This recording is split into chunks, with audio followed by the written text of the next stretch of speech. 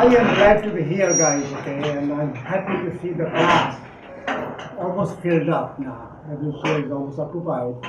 To give you one little background, one more background information, I know Professor Jain, Sudhir Jain, for almost 10 years now.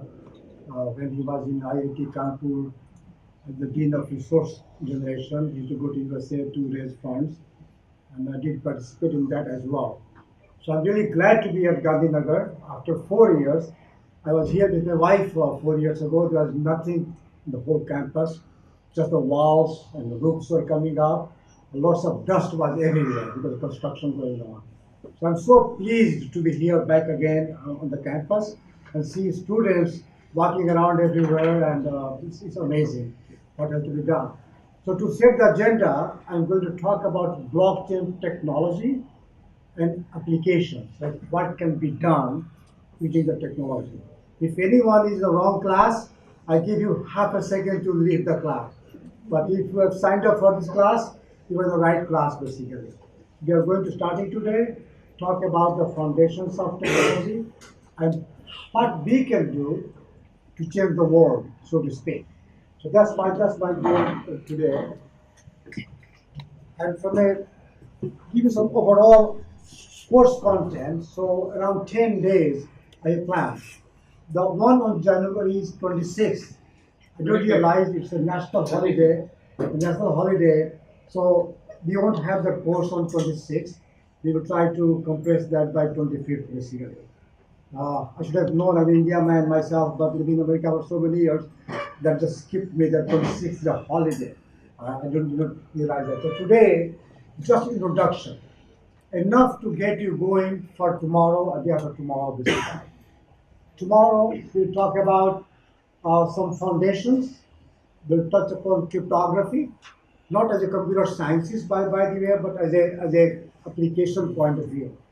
Because from a computer science point of view, cryptography has become a big, complex subject in itself. So we'll talk about that. We'll talk about what is trustless consensus, proof of work, proof of stake. These are all buzzwords or keywords in the blockchain, cryptography, cryptocurrency kind of world, basically. Day 3, we'll talk about platforms. What platforms are available today you can use to design applications. For example, today we have Ethereum, Hyperledger Fabric, we have a multi-chain, open chain, Hydra chain, all kinds of new names basically. On day 3, we are going to talk about platforms.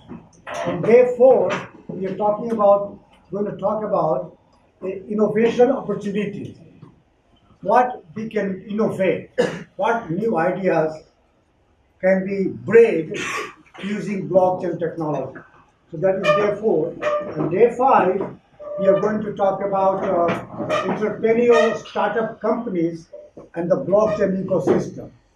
Largely, I'm going to focus upon US companies because that's where I know more than any other country. So I'll present to you some key startup companies in this space and how many of them are there and what they are doing. Basically. Day 6, we are going to talk about how do you analyze startup companies. Startup companies don't have historical financial data. They don't have customer data because they're startup. Right? So how do you analyze? How do you put your money? And two people come to me or to you and say, hey, give me your money. I have this nice brainwave in a new company. So how do you analyze a startup company? That's a very fascinating topic because there's no historical record to analyze. Day 7, by the way, on day 6, we will make a team of 2 or 3 or 4 students together for day 7 and day 8 to analyze the startup companies basically. So on day 5, I will give you a list of companies. You can use Google to get yourself acquainted what those companies are, and then make a group of 3 or 4 people from the class, and then they can present their analysis in using the framework for startup company analysis framework. Here I'm going to talk about on day 6. And that also gives a weekend in between So you all can be really busy on the weekend to look at those companies in detail. But then day 8, 7, 8, and maybe 9 as well, present those findings of those companies, basically. And are they going to be winners? Are they going to be losers? Who will win? Who will lose? In your opinion, not in my opinion, okay? So this is the content for next 9, 10 days. My goal, so that you understand, even though I'm a friend of your director, my goal is very clear. I want to spark entrepreneurial interest in blockchain platform, basically. I feel that blockchain platform exactly at the stage today where internet was in 1993, 94, 95, 96. That's what it is. And this is a life-changing event. The blockchain technology is a real transformational, foundational kind of platform, basically. So those who will be in the world, they will wake up after 10 years and say, oh my God, I missed the boat the way I missed from the internet, basically. So this is an interesting topic, and my goal is to spark enough interest, light fire under the armpits of some of you, or all of you, so that you can get really excited about it and say, okay, what we can do, or let's start a company. And once you get bright ideas, I will be one of the first one to fund this, by the way, as an angel investor. So there won't be a lack of money from that perspective that who's going to give some seed money to me to start it. So that's my number one, to spark interest. Number two, lay a foundation for blockchain ecosystem and IT governance. And I will talk about what a blockchain ecosystem consists of, what it is made of, as we go this week and next week. And inspire young minds, which is all of you, by the way, young minds to launch several startups, not one, not two, maybe 10 of them, using blockchain technology as a platform. So these are my objectives, basically. Any comments, any surprises on this? I'm interactive, by the way. Please speak your mind. I'm not going to wait until the end, ask all the questions. Raise your hands now or just start speaking, right? Whenever you feel like. If I'm going too fast, please stop me as well, so that you're going too fast, okay? Lecture 1, basically. You said the thing. This is very interesting. It's just a very short history, by the way. Whole blockchain, Bitcoin, you're hearing about it. It is less than 10 years old, or almost going to be 10 years old this year, basically. In 2008 is the beginning. A guy or a girl or a government, no one knows who that person or organization is by the name of Satoshi Nakamoto. It's a Japanese name, but it's a man's name in Japan, but doesn't mean anything. No one knows who this person, this group is, no one. So I'll use the word he or she, depending upon what I'm thinking about. So Satoshi Nakamoto published a paper in 2008. And the paper name was Bitcoin, Peer-to-Peer Electronic Cash System. And you can Google that, by the way, PDF file. You can Google that. And that's the paper he published, basically. And I will talk about later on what critical problem he solved in the paper. That was an amazing thing he solved, basically, and I will come back to that. Just remember, this is less than 10 years old. 2009, he released the first Bitcoin software, the very first. So that is around 9 years ago. And the first Bitcoin, so he minted or mined, 21 million Bitcoins, and then he published that. First Bitcoin. In 2010, Nakamoto handed over the control to a person called Gavin, Gavin, Gavin Anderson, and he or she or that disappeared. Satoshi Nakamoto disappeared. After giving the whole command and control of the Bitcoin and all the stuff he did, and the network, he disappeared. So this person became in charge, but no one knows who this person was who disappeared. It's a mystery, by the way. It's a puzzle. Maybe it's a cryptographic puzzle. We'll solve that someday. So Nakamoto's original paper can be found at this site, basically. And I encourage you, when you get some time, I know you are kind of very busy by this IIT, I'm IT Kanpur graduate, so I know how it is, by the way. Very, very tough. So if you get time, just get that paper from the internet and just read it. Just flash through it. No need to spend 10 hours or 5 hours to understand every word there. Just get a gist of it, how it looks like. So if you look at the whole thing, Bitcoin was the first application. Bitcoin was the first application designed using blockchain as the underlying, I will call that for now, ledger database.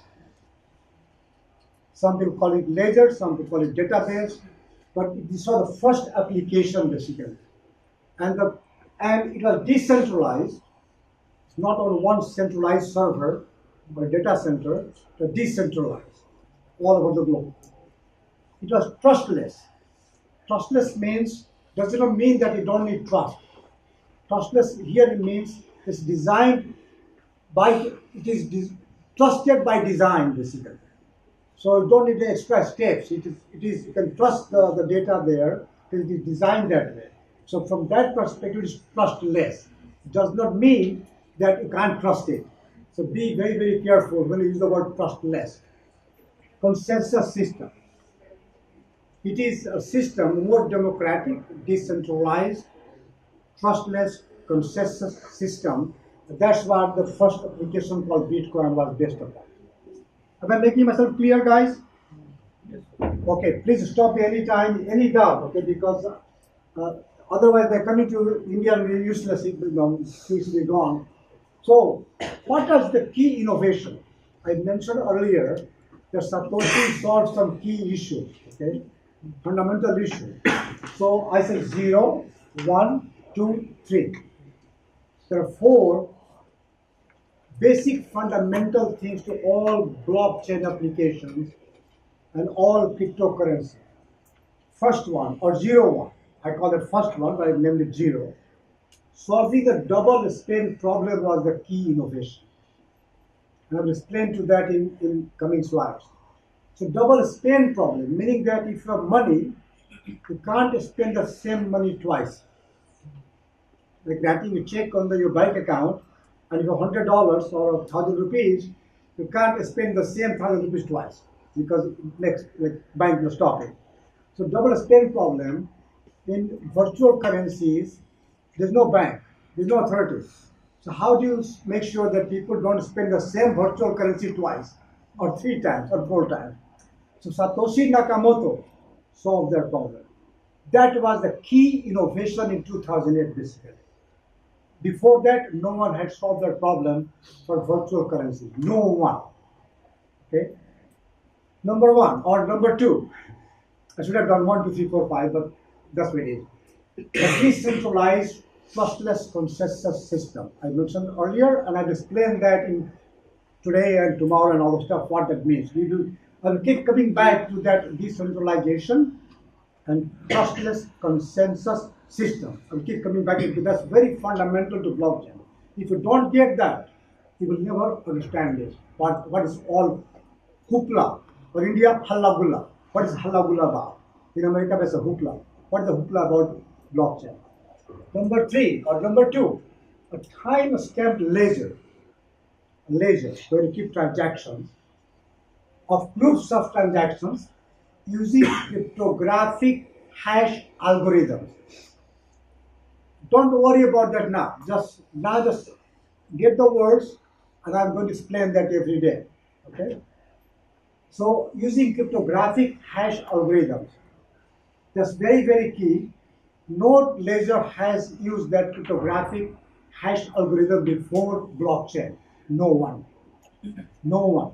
I'll give you an example of what they are. Number 4 or number 3 on my slide. Having properties, very, very important. 3 properties. Guys, I just remembered that. You can Google as well. Immutability. That means unchangeable or difficult to change, impossible to change, very hard to change. That's called immutability.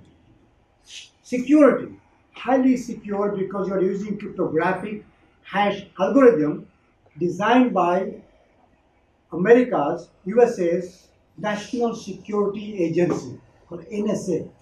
NSA of America invented that and published that in around 2003-2004 time frame. So those hashed algorithms are being used here. Highly secure. Last one, anonymous. Not 100%, but almost 99.9% anonymous, meaning that in the whole blockchain decentralized ledger system, your ID is your wallet number or your wallet ID. No one knows who Kamalesh Dwivedi is. No one. No one will know who you are. Just your wallet ID. From that perspective, just anonymous. And think ahead now, in some application, you want the users to be anonymous. I will make you laugh.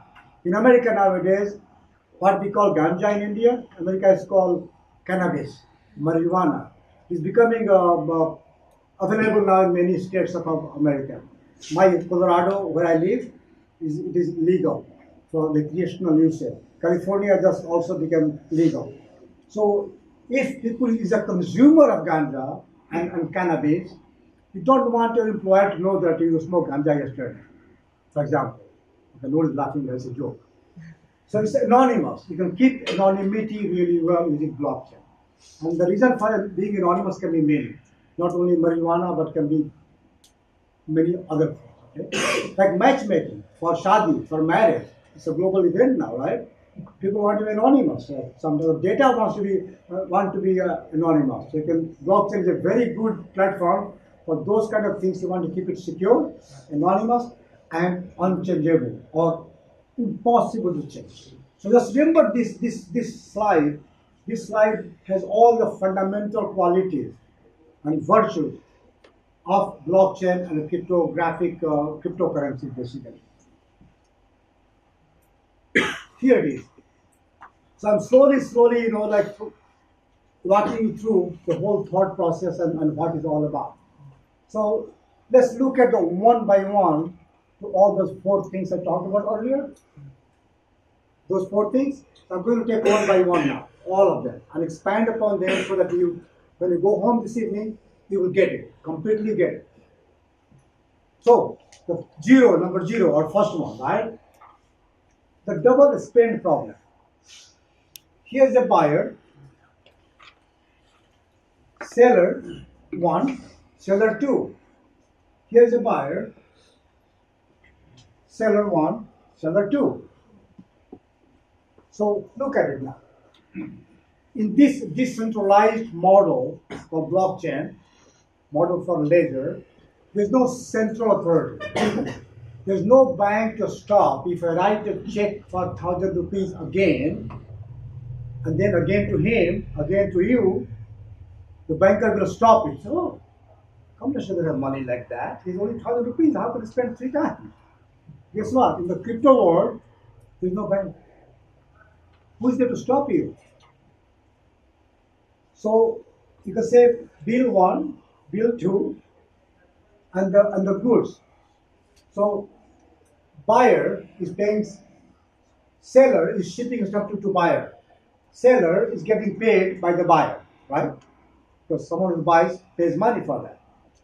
So how do you make sure that in the decentralized, centrally uncontrolled ledger of transactions, how do you make sure that the buyer doesn't keep buying using the same currency, same cryptocurrency? How do you ensure that?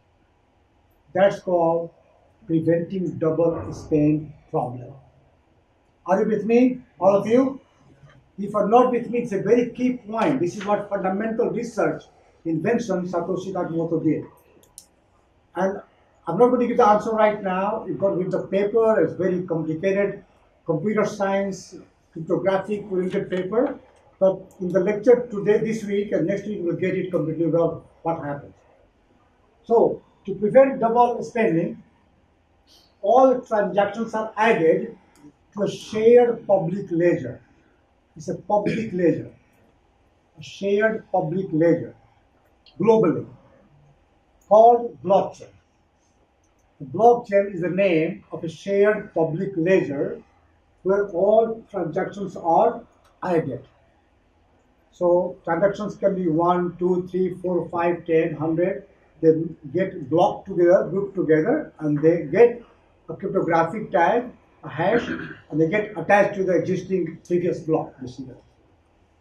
Which is, it is almost impossible to duplicate or falsify the entire blockchain, as you need an enormous amount of compute power, basically.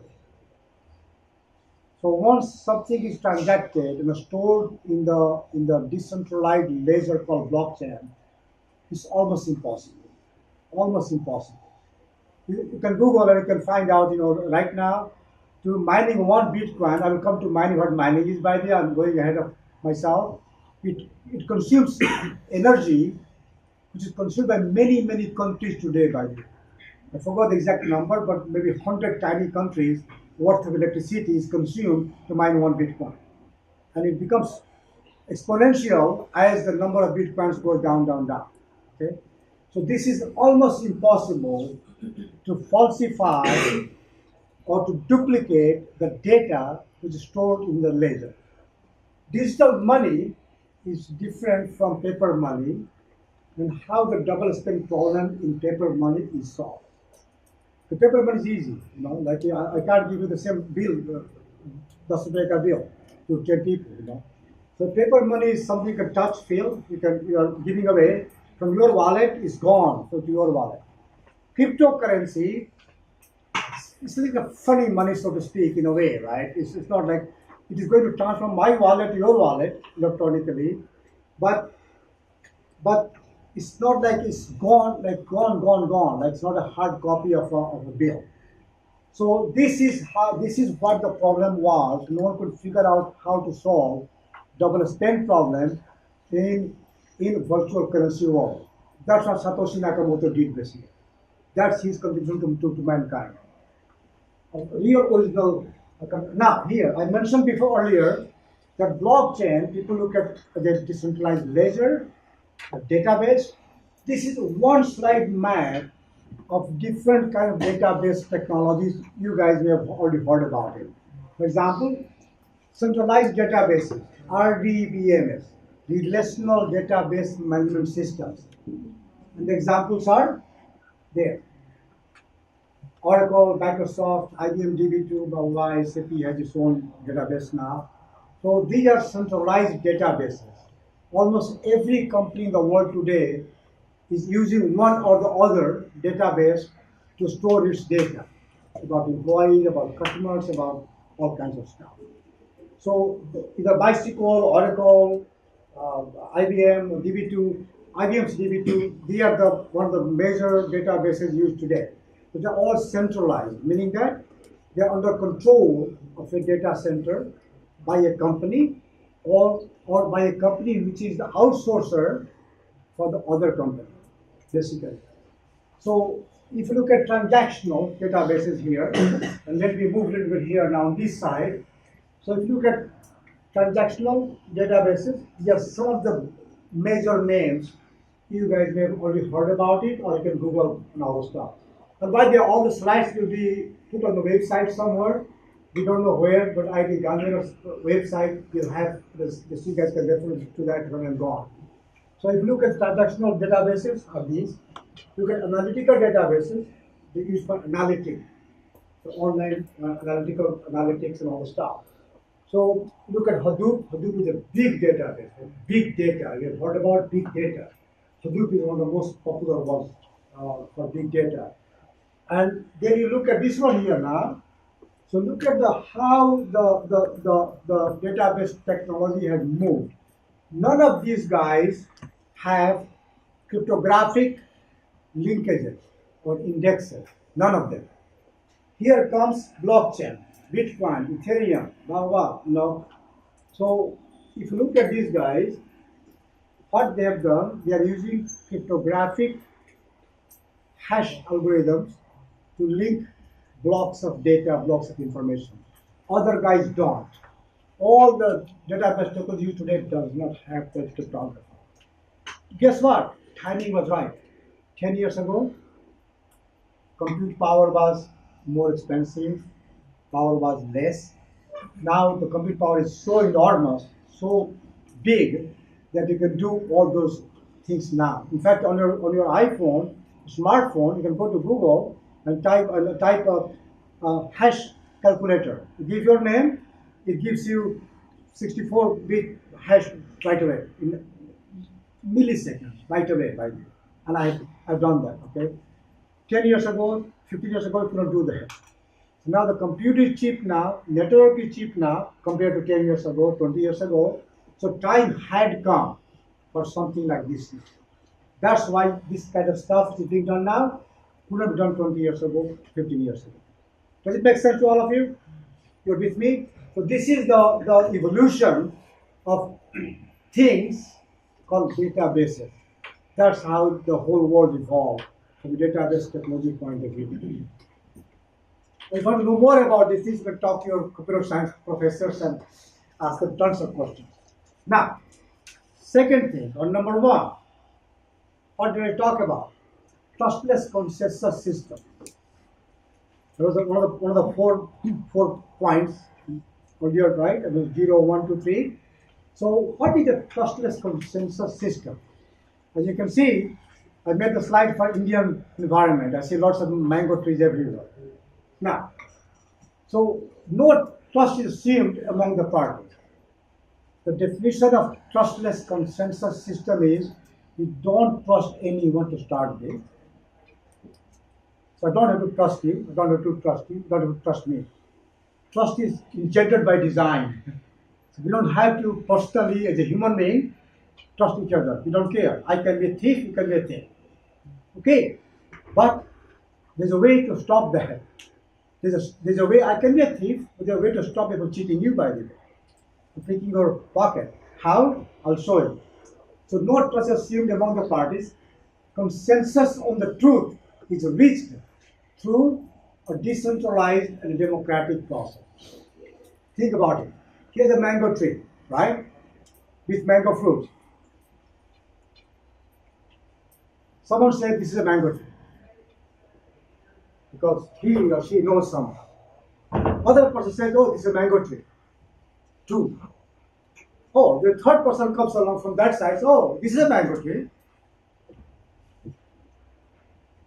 Fourth person comes along. It's not a mango tree. Think about the world. Think about the world. How we create trust in a day-to-day life. I will say loudly that B says it's a mango tree because more people believe it's a mango tree than less people. If more people believe it's not a mango tree, guess what? It became a guava tree, papaya tree. So we have come to a consensus as a society, as a people, that we will call this mango tree. So this guy who said it's not a mango tree, he'll be discarded. This is example, a real example of what is a trustless consensus system. For three people is more than one person. Three people are saying that it is a mango tree. Guess what? How can you say it's not a mango tree? That is the fundamental, or one of the four fundamentals behind blockchain. Trust is created, is engendered by a democratic, decentralized process. And I will say it again, if more people believe this is not a mango tree, guess what? This will not be a mango tree. I hope you understand this. Please. So what if, let's say, some thieves start a new blockchain? So those are only the nodes who are thieves, and they start like this thing from the beginning. So what would happen for those people? Okay, so you raised a very good point, by the way, and it recently happened. It happened last year that on Ethereum blockchain, someone tried to siphon some money, some ether away.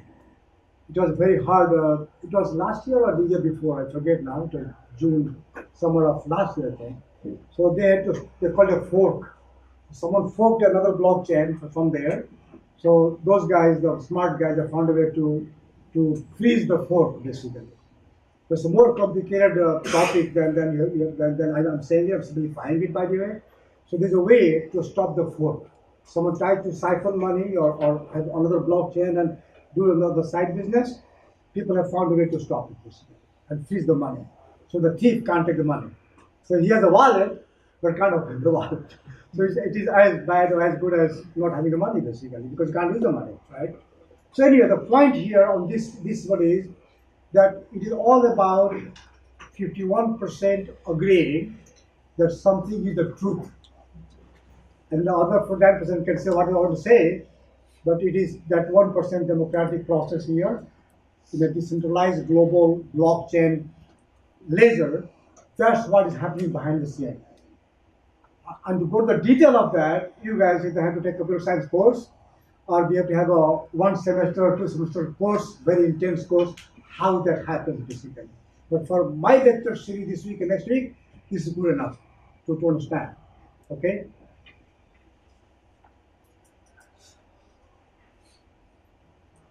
So the how do I stop this? Whether you want to have to stop not showing that, he's hiding some stuff. So then, does anyone know from IIT people how to stop this bars from there? He's hiding some of the text, so I need to.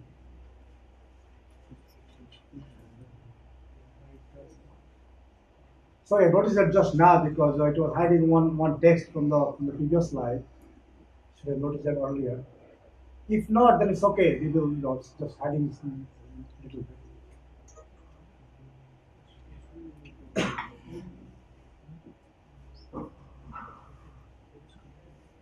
Maybe we can fix it tomorrow. Yes, today is okay. Thank you. Yeah.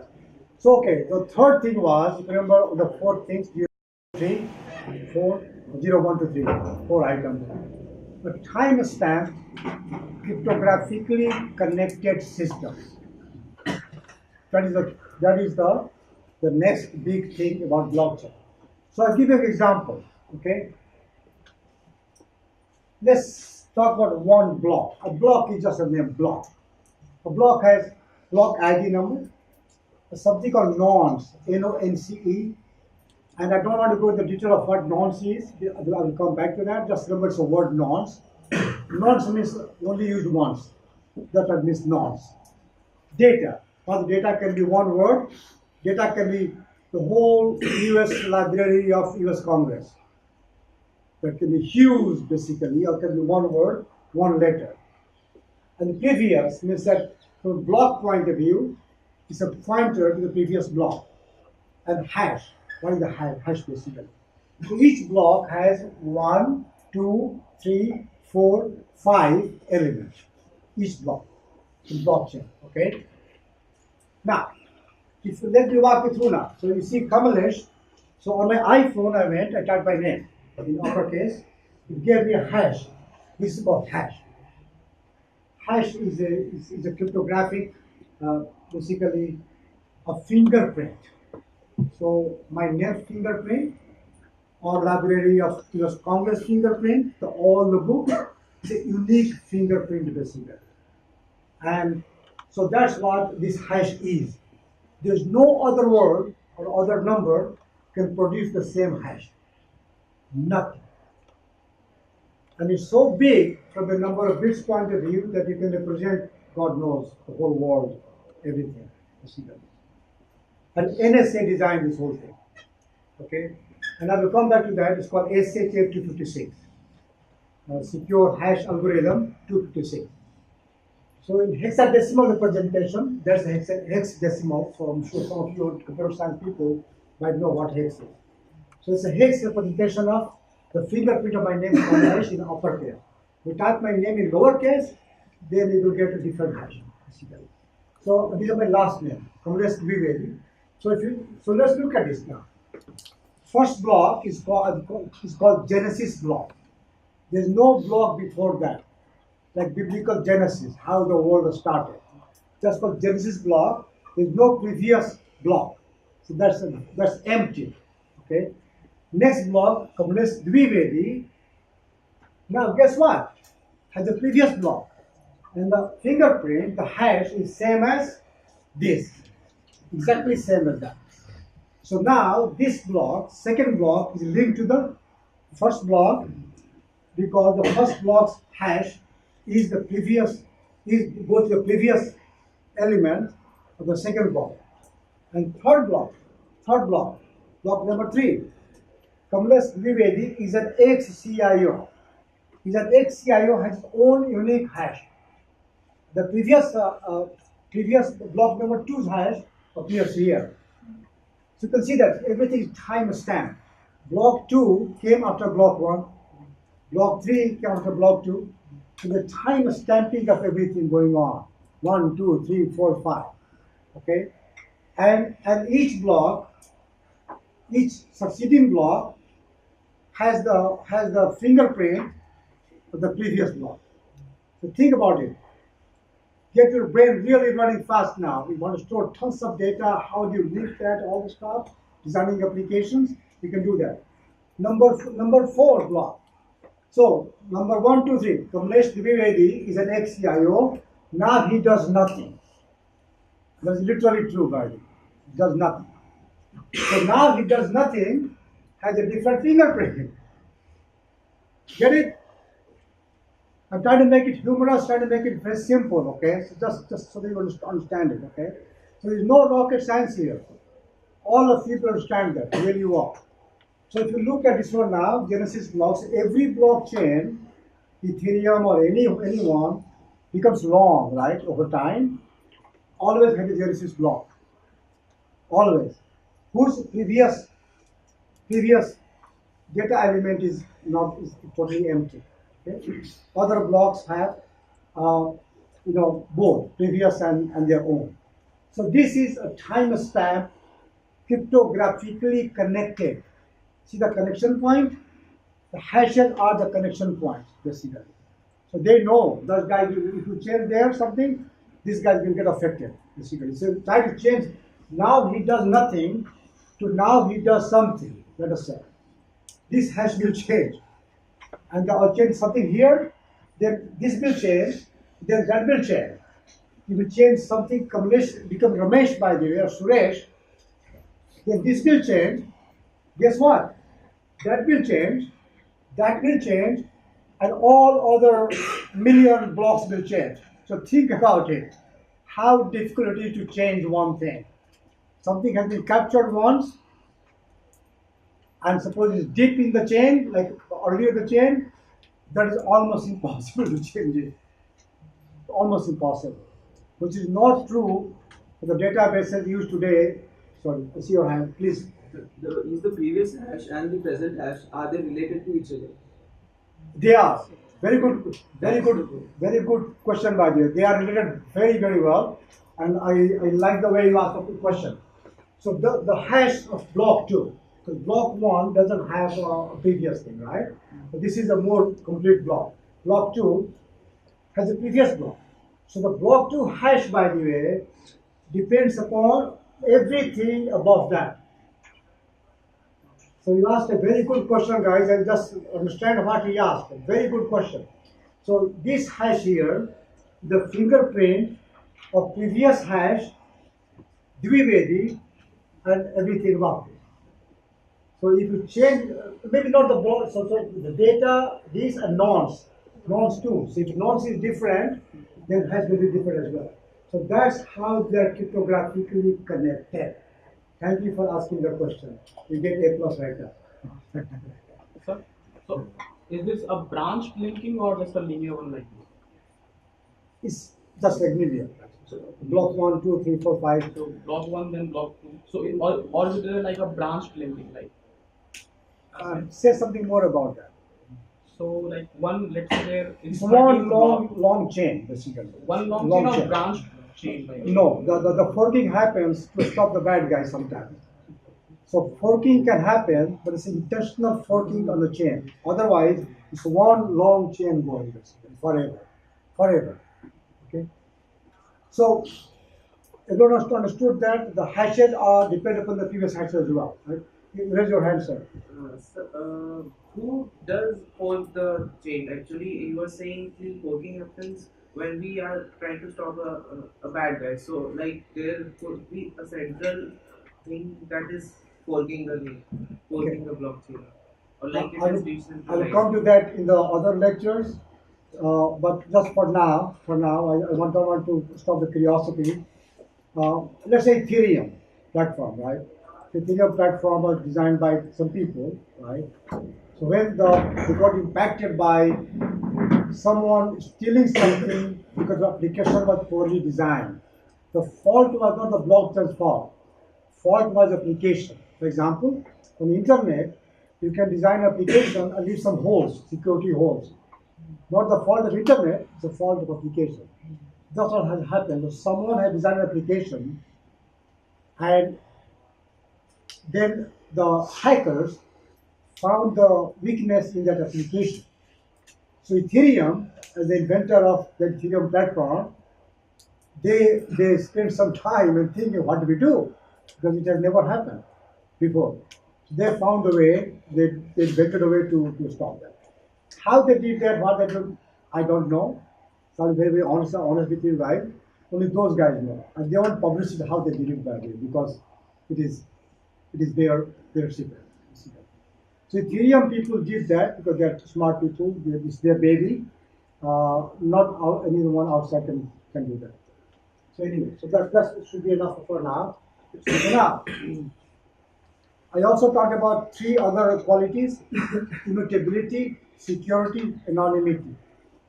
Remember those three words? Three words will come again and again, guys. So remember that, please. Sir, in the beginning you said that there is no authority, but what you said the Ethereum people who stopped the fault or what the problem was, it seems that there has to be some authority to stop this sort of a problem. So in that situation, authority means there's no authority to justify the transactions and verify the transactions. This is the trustless consensus mechanism we talked about earlier. By that they do the transactions, they add the blocks. There's no central authority which adds the blocks or deletes the block. Because a unique situation happened only once so far. So they had to stop the forking of the money basically. So the guys who invented the technology, of course they know how to stop it. But they are not the one supervising transactions for anyone. They are not. That's what it means by decentralized, no central authority. They're not like a bank. So if I'm having a transaction with you, you're buying and selling, there's no central authority between you and me. So Ethereum is not involved in that. They're not. But it is their platform, for example, something bad happens with the technology side, their engineers, they are smart guys and girls, they'll figure out how to fix the problem. So from that point of view, they're authority, but not from a transaction point of view. I hope I'm making sense. So here, the immutability, security, and anonymity. I mentioned before, I will hear me again and again, very, very hard to change means immutable. Very secure using SH8 to 56-bit cryptography designed by the National Security Agency of USA and a fairly high degree of anonymity. Because I will claim that it's not 100% anonymous, but fairly high degree of anonymity. From a time-wise, we are doing okay, right, so far? Yeah, okay. So if you look at all this one here, the same example I'm using, right, and a point I'll make here on this slide is, so let us say we change Dwivedi to Pandey. I will use my young friend's last name. So Dwivedi got changed to Pandey, let us say, right? Change this to Pandey. This hash will change. Not the previous hash, because that's just you don't change something here. The hash of that block will change. Guess what? Hash of this block will change. Oh, this is hidden. The one line row is hidden, so please understand it. So the hash here will change, and because of that, by the way, the hash there will change. So think about it. If you change block number 2, then everything succeeding block number 2 is going to change now. So we have to now find the new nonsense, and I will come back to nonsense tomorrow, by the way. You have to find new number here to make the hash be the number of leading zeros you want to insert there. And I will talk about that in detail tomorrow. Okay, so just for now, just remember that changing a block is going to change all succeeding blocks, basically. It's America, they say pain in the neck. I'm sure you guys know the phrase as well. It's a pain in the neck to change anything here. Okay? It's 45 more minutes, right? I have to speed up, I guess. So now, so today was the introduction. So I gave you the basic qualities and features of blockchain, right? The previous slide. Now let's see from the application point of view, commercial point of view, what is happening in the world, in America at least, right? Look at this one here. A lot of venture capital and deal activity happening. 2012, 5 years ago. This is January, so we call it 5 years ago. Look at the number here. Look, almost zero. Not zero, but almost zero. Look at this is a line is number of deals, and the bar is investment in millions of dollars. Okay, on this bar. Look at the activity, the number of deals, and look at the bar from a venture capital money moving here. This all happened in the last 5 years, guys. Last 5 years. And this is an old number from 2016. I cannot go back and look at the number for last year because it was not published yet. This is when I was in USA a couple of weeks ago. But look at the number for last year. You will see the number of deals are a little bit show some slowdown, but amount of money pouring in went up. You need to think about it. Okay? So lots of venture money, some big names like Khosla Venture from California, Blockchain Capital, Lightspeed from California, Pantera Capital, all these guys pouring money. Not pouring, by the way, investing money. Nowadays it has come to that if you have something called blockchain, your stock goes up 1,000 times. Almost same thing I saw when the young CIO and internet was getting born, same craze happened. Okay, same craze. Now the craze, a lot of craze will die out, but some will survive, some will go away. But look at this graph here. What happened from 12, 13, 14, and a year ago, 2016. They're real numbers, real data from USA. Okay. Now, as you can see here, many people, I say that I am promoting blockchain. Oh, Bitcoin. I said, no, not Bitcoin. Bitcoin is one application, important one, most popular one. People are betting money on that. Okay.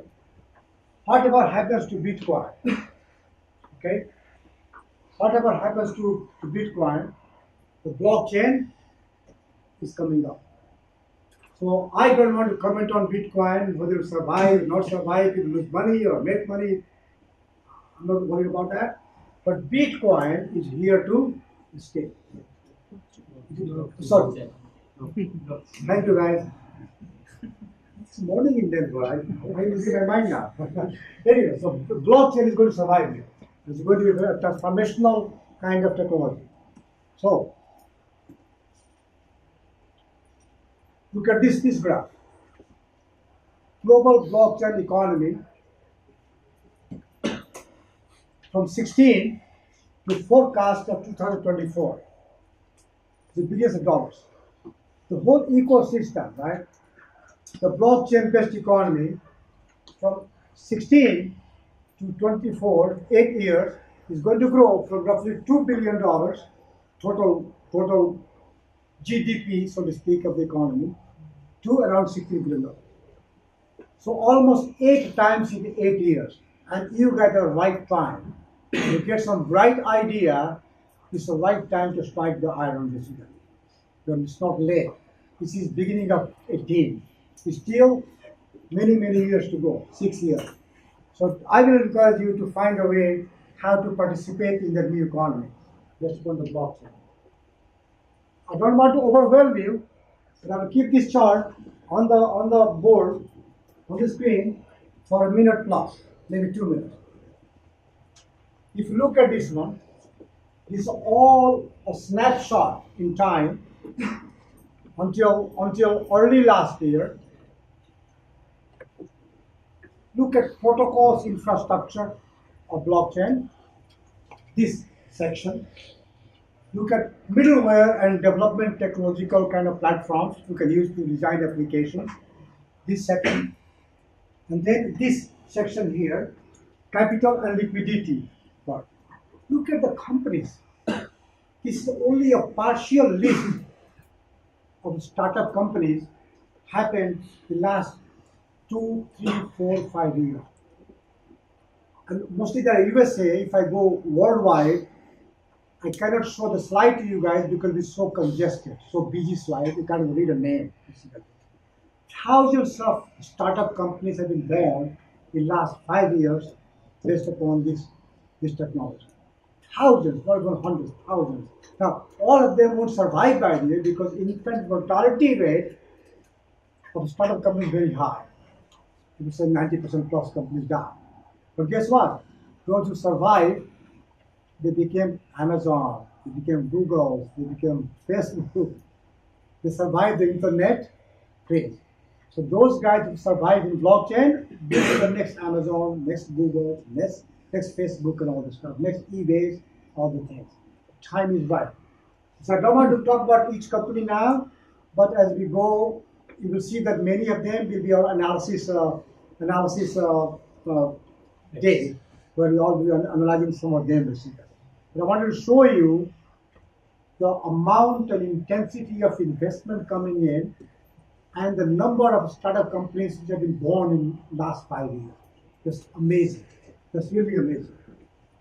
So this is not a joke. This is a real thing, by the way. Okay? Now, I will say something about Bitcoin because people all ask me about Bitcoin, my opinion. Bitcoin and blockchain revolution, right, is getting lots of bouquets and lots of brickbats. Both. There are some big people in the world, they hate it. There are some big people in the world, they love it. Give you some examples, some big people in America, I guess, in the whole world. You know, heard about this guy, Sir Richard Branson. He's a guy who owns lots of airlines and all kinds of stuff, it's a multi-billionaire kind of guy. He loves blockchain, basically. He loves blockchain, and his word is an economic revolution. That's what he has said. And Branson has held an annual blockchain summit. He owns island. He owns many islands, by the way, maybe. I don't know for sure. But he holds annual blockchain summit on one of his islands. Okay, where invited by invitation only by there, so we can't walk in there. So it's very important to him. People like he can see that he's going to be big thing someday. Then Warren Buffett, big rich guy. I'm sure all of you know his name or heard of his name, right? He said, stay away from it, from Bitcoin, by the way. A blockchain, he doesn't understand, so he doesn't talk about blockchain because he's an investor kind of guy. So he hasn't invested no money in Bitcoin or blockchain. He's just saying, stay away from it, it's a mirage. If you remember, we don't remember because you guys are younger guys. I remember when internet was born or getting born, there are many people saying the same thing, by the way. Very smart people, very wise people say the same thing. Yes, without internet, my Wi-Fi was down this morning. I was having a huff and puff. I sent a message to Anand. Kyun hai? Down hai Wi-Fi. Guess what? It's like air now. Internet, Wi-Fi is air or water. So we can't live without that. So with all respect to Mr. Buffett, I would say he's wrong on this one. Maybe right on Bitcoin, wrong on blockchain. Then, JP Morgan's CEO, Jamie Dimon, you guys may have heard his name. He's a world's largest bank chairman, CEO kind of guy, very famous worldwide in the financial community. He's also against it. He said Bitcoin is a fraud and will blow up. That's the word he used, by the way. He calls it a fraud and will blow up. And he said that he will fire his employees if they invest money in Bitcoin. So think about it. Very wide spectrum of opinions from very famous big people about this technology. So if anything arouses extreme reaction, I pay attention by this because there's opportunity. And if something doesn't arouse extreme opinions, then don't want to waste your time, basically. Who knows, right? So this is the spectrum. This She's another supporter of blockchain and Bitcoin. She is the head of IMF. I'm sure you guys may have read in the paper all the stuff. She foresees the end of banking and the triumph of cryptocurrency. Either she is dead wrong or she is dead right. If you ask my vote, like the mango tree picture, remember that? My vote, I think she's more right than wrong. The banks don't want to admit that. Buffett, Jamie Dimon people, they don't want to admit that. But someday it is going to not end the banking system, but it's going to transform in a big way. And in coming lectures, you will hear about how. So I will talk about that, how you can transform the banking system, how can you transform the supply chain financing, and all kinds of stuff like that. I'll make it very, very easy for you guys. So I won't overwhelm you, but you will understand it. So I am voting on the same side as her, but a bit less toned down. It will not end the banking system. It may not end the system, but it will modify that beyond recognition. I believe in that, by the way. The evolving blockchain ecosystem. Very simple slide. Okay? Please don't make any note, right? Just listen, understand. Anand Pandeyji will put that in the internet or intranet somehow. You guys can access all the slides. So if you look at it, industries, applications, infrastructure. Industries, banking payment systems, cyber security, consumer retail, insurance, real estate. All these major industrial sectors have applications in blockchain. All of them. Applications, exchanges, wallets, investments, compliance, IoT. IoT is Internet of Things. You guys may have heard about that. With devices, internet connected. And ID verification, property management. All those areas, from application point of view, they're craving for something using blockchain, basically. I give you an example. I hope you guys will laugh. I have a property in Bodh Gaya in Bihar. My wife and I built up the property for 30 years. Last year, the guy says, "Oh, your pays for the tax is lost now in the revenue record." I said, "I've been paying tax for 29 years. How can the pays can get lost?" Guess what? He wanted a bribe. He asked for a bribe for 35,000 rupees from my guy who lives there. So he called me in America. Said, "This guy wants a bribe." I said, "Why?" He said, "Oh, my land record is lost. The page is lost." I said, "Jesus Christ." So in America, we don't pay bribe and all the stuff. So I told him to do whatever is necessary to pay the tax. So those guys made him run for 6 years. I'm telling him, my employee, that they don't have a record in the land record. Can you believe this? The guy paid 35,000 rupees, and the land tax is 100 rupees a year. Think about it. Think about it. I called district magistrate, I called IAS friends, no one helped. No one. But it's my story, by the way. Think about it. I didn't pay the bribe, but the guy told me that he had to pay money because otherwise they won't get the tax. So think about it. Using blockchain, if you can get all the land records in that design application for all of India, get all the land records, who owns the house, the land, all the stuff, no one can deny that anymore. It's my land, unless I sell it. If I sell it, it's a transaction. It's a transaction. That will be the blockchain. But no circle officer, no clerk, no one can, excuse my language, can BS that it's not, that your panna, your paper, your panna is gone. There is no panna, the page is gone. But anyway, it happened to me last year, and it should never happen to anyone, by the way, like that. Blockchain is the answer, and I will talk about that on day 4. Andhra Pradesh government has latched onto that now, and I heard that they're intending to put all the land records of Andhra Pradesh on blockchain. And you read more about that, okay?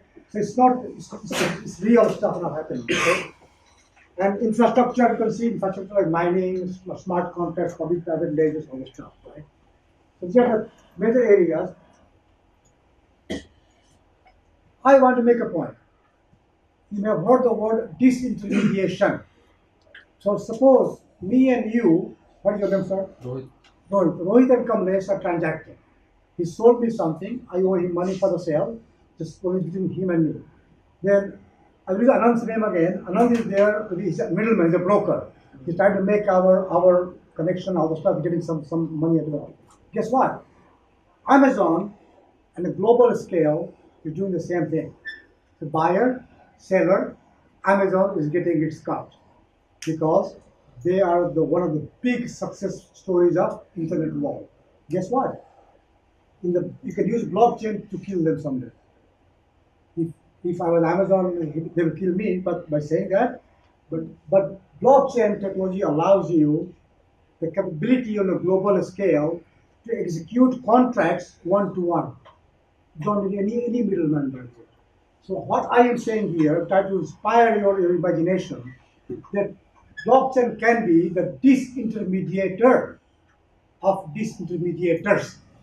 So those companies who use the internet to disintermediate other things, like a stores, the brick and mortar stores, for example. Amazon doesn't have a brick and mortar. Now they are having brick and mortar stores, but they did not. So it can be, the blockchain technology can be used to disintermediate the disintermediators of the internet world. So you can design an application where each two human beings can transact without any third party involvement. Think about the power of that. Think about the power of that. Think about dream. You are young people. My time is going away. You are young people. Think about the day you can design an application. It will take years, the way it took for Amazon, by the way, to come to the stage where they are right now. You can kill these guys from here and let the suppliers, manufacturers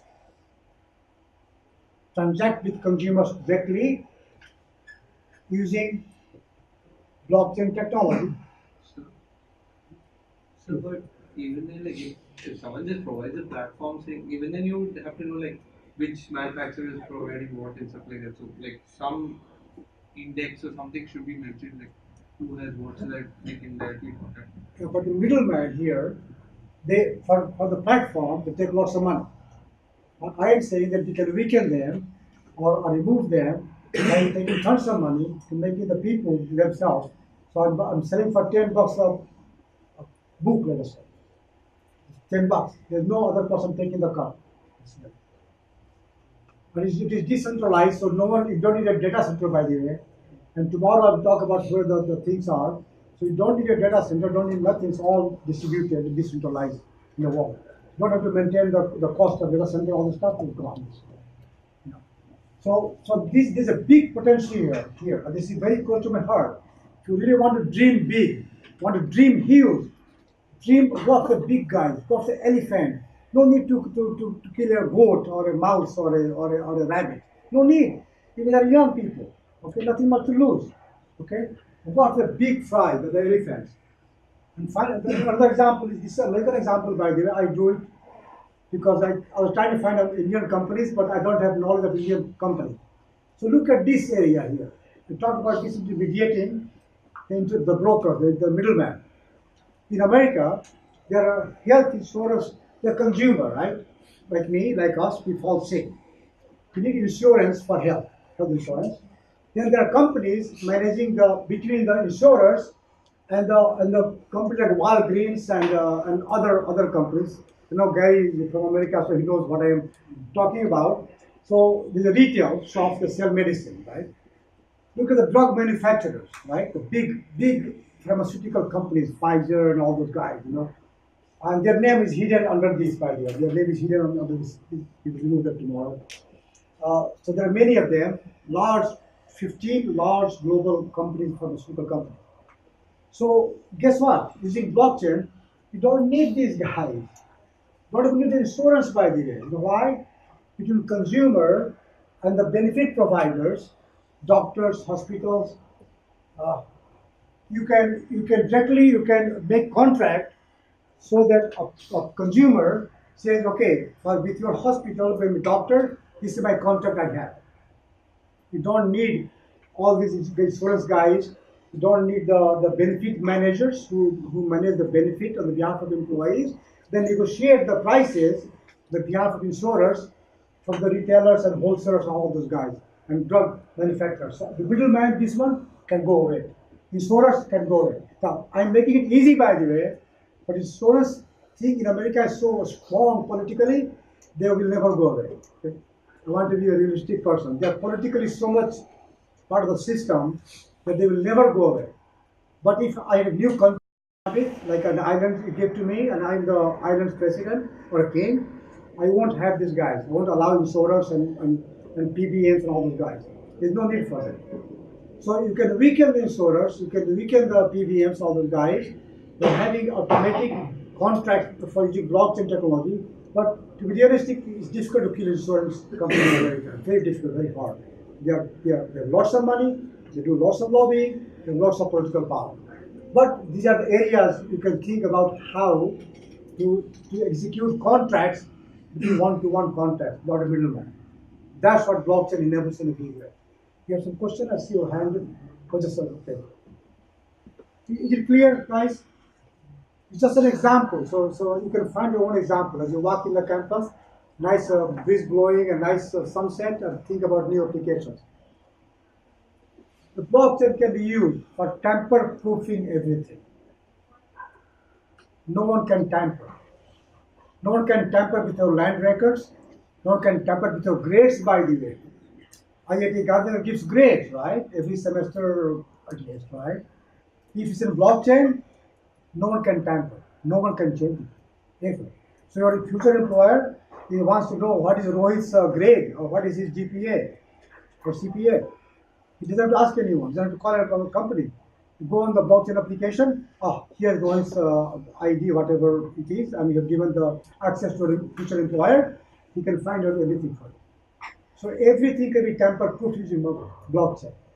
So the hashes, they have a number of digits, right? X digits. So won't they get exhausted? 256 bits is involved. You can do the math. 2 to the power 256. I lost my hair on that one. Can you tell me what is 2 to the power of 256? Well, anyway, so that's the answer. I don't know the exact number, but it's a huge number, right? If you get exhausted, guess what? They'll figure out. Yeah. Not in my lifetime, I know for you. So you can see that here, these are the areas, and I will talk about a couple of applications from day 5 or day 6.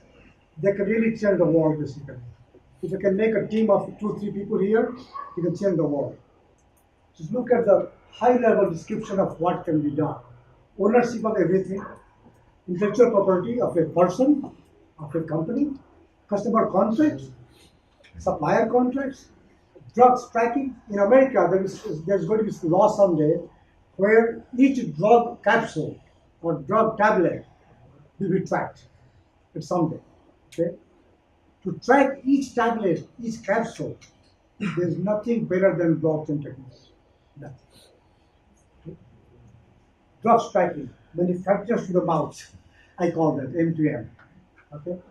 But anything is tracking, anything government wants to track, either it's a medicine, legal, or partially legal like marijuana in USA, it's a federal crime, but many states in US are allowing that for recreational uses.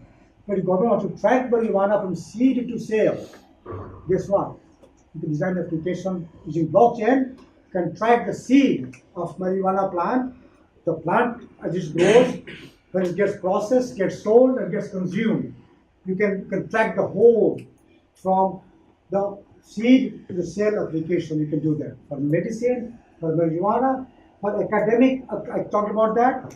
MIT last year started MIT in America started to give its grades in blockchain now. By the way, last year they have that application. Guess what? How about IIT Gandhinagar? Why you guys can't take a lead and say, okay, we got an application design here, can put all the academic mouthful of word, accreditations. Someone can help me out how to pronounce that, but anyway. So all diplomas, so from high school, starting from high school, all the diplomas and degrees and grades can be stored until you sign up for the last job. When you log out for the last job, all your personal intellectual property can be stored in blockchain. No one can tamper by it. No one. Personal digital identity. I will come to that on day 3 or day 4 as well. your personal digital ID, who you are, where do you live. I know in India we have Aadhaar and all the stuff, right? All the issue about Aadhaar and the media walas, akhbar walas making noise all the time, TV walas. Guess what? If blockchain was available those days, when Aadhaar was designed first time, that was the best technology to use for Aadhaar kind of application because you can't tamper it. But now it's too late because already the technology is gone. Current evolving ecosystem. This is a different kind of view from the other busy chart you saw about the startup companies. It is about verticals, development tools, infrastructure, sovereignty, blah, blah, blah. So I said we will analyze around 15 companies roughly out of this on the last 2 days. We'll analyze so you can get, and I will release a copy of this page a couple of days before that, so you can have a chance to look at Google and find out what those guys are doing, what they are selling, what is their competition, blah, blah, blah, blah. So we will do that. We'll make this chart available 2-3 days before the start. So as the blockchain gets longer and longer with the increasing transactions, wouldn't it take longer and longer and more energy to complete transactions, and the system will get slower? Yeah. So very good, by the way, very good question. One of the complaints or the concerns about blocks is very slow. Right now, it takes around 10 minutes. So they've intentionally slowed down the transaction rate, at what rate a new block will be added. So right now, the new block addition rate is 10 minutes roughly. Okay, that's a long time, by the way. But if you compare 10 minutes with a banking transaction of sending money from America to Singapore, Hong Kong to India, or supply chain finance takes many days, by the way, to settle down. So having 10 minutes comparison to many days of settling a supply chain finance transaction is still good there. But 10 minutes is not good enough for normal transaction. So what they've done, I will talk about that as well. There are new blockchain variants are getting designed whose speed is much faster. So earlier I talked about Hydra chain, open chain, those things. So some of them are trying to solve that problem of slow speed basically. So I will talk about on day 3 or day 4 or something like that. How much data can a block store? How much data could be stored by a block? A single Right. block? Right now, there is no theoretical limit, none, because it's a decentralized platform.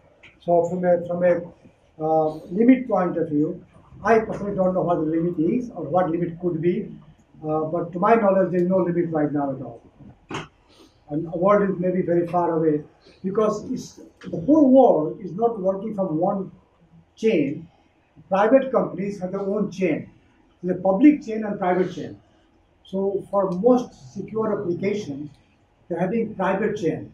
For example, IIT Gandhinagar, suppose decides to do blockchain, all the diplomas, all the grades, everything else, there will be a private chain, not a public chain. So any Tom, Dick and Harry or other IITs, other people, they can't add stuff there, right? Because you don't want to keep it separate, right? So just keep in mind, public chain and private chain. Limit on the public chain hasn't been declared. No one has set a limit. Private chain is your call on how long or when you want to start this. So you guys will get 15 of these companies for analyzing in the last 2 days. But before that, I will ask Anand to email to you. Yeah, share to you. India scene. I did some research what India is doing. You guys better know about it. India is moving really fast, by the way. So if you look at India's largest bank, SBI, is doing something on blockchain. At least they have announced their intention, by the way. Indian state partners with blockchain startup for land registry, Andhra Pradesh. They mentioned Andhra Pradesh. Chandrababu Naidu, the chief minister, is really strong on blockchain. These startups are using blockchain to change digital banking in India. All the headlines, Indian companies using blockchain technology to better services. All these headlines, by the way, from Indian business journals, are able to get that. So it's already India. So people know what is the blockchain. The IIT Delhi, which is not IIT Kanpur, my alma mater, but it's not IIT Kanpur. IIT Delhi recently, last year, had a generation blockchain hackathon. You guys know what's a hackathon, right? Coding, all the stuff. They had it. I would love to see it at IIT Gandhinagar too, by the way. So IT Delhi already had this.